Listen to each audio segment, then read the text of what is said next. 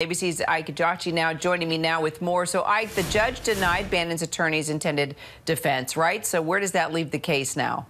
Well, the case right now is a very narrow case, and will likely be a very quick case. Now, before this case even started, Judge Carl Nichols released a set of rulings that limit the kinds of defenses Bannon attorneys can implement in this case. The ruling says Bannon's attorneys cannot say executive privilege was used.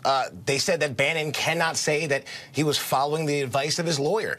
The ruling even said that the prosecution only has to determine that Bannon acted deliberately and intentionally to defy the January 6th panel. Now, Bannon's attorneys have complained, saying this leaves no defense for my client whatsoever.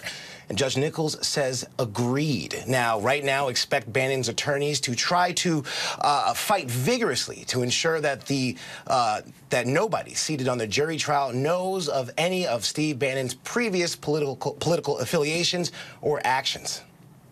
So Bannon did offer to testify, though prosecutors call that pretty much a last-ditch effort to try and avoid accountability here, right? So will the committee eventually hear from Bannon? Well, here's the thing. Bannon tried twice to delay this hearing. Once by saying that it should be postponed because of the public nature of the January 6th investigations. Said it'll taint any kind of member sitting on a jury. Two, he just last week said that he's willing to testify publicly to give the committee what they want. But then the committee came out and said that was a stunt. But what we're seeing right now is the fact that this is in trial right now, this contempt of Congress, and the likelihood of getting any kind of information now that Steve Bannon is in trial and likely will be adjudicated rather quickly is slim to none. So that information that House Select Committee wanted to find out from Bannon, where he was the night before January 6th at that Willard Hotel in D.C., that's unlikely they'll ever get that information moving forward. And just one more question. You know, the committee has now subpoenaed the text messages that were deleted by the Secret Service. We reported on this last week. Democratic Congresswoman Zoe Lofgren of California, who sits on that committee, says they expect to have them by tomorrow. So what do they want to know?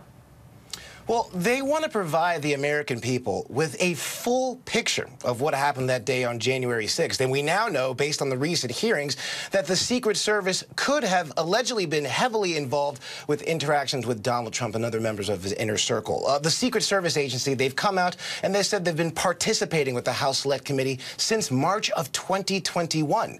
So for the past 18 months, the Secret Service, they've voluntarily provided dozens of hours of formal testimony and over 790,000 unredacted emails, radio transmissions, and operational and planning records. However, in terms of those text messages that are allegedly deleted, they called any kind of attempt to intentionally delete text messages.